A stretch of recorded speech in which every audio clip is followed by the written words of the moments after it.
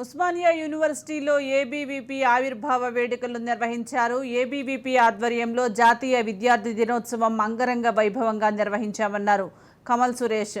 Nation first అనే ఫిలాసఫీతో అఖిల భారత విద్యార్థి పరిషత్ పనిచేస్తుందన్నారు. విద్యార్థి సమస్యల పట్ల అనేక పోరాటాలు చేస్తుందని చెప్పుకొచ్చారు.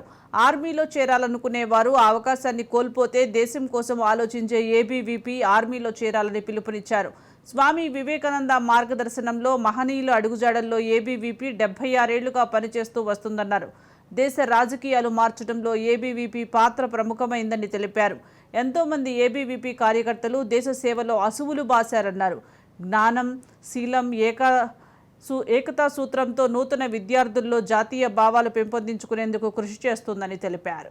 ఈరోజు అఖిల భారతీయ విద్యార్థి పరిషత్ యొక్క కాగడ జెండాను ఈరోజు ఆవిష్కరించి అదేవిధంగా ఉస్మానియా యూనివర్సిటీలో చెట్లు నాటే కార్యక్రమాన్ని కూడా ఈరోజు నిర్వహించడం జరిగింది.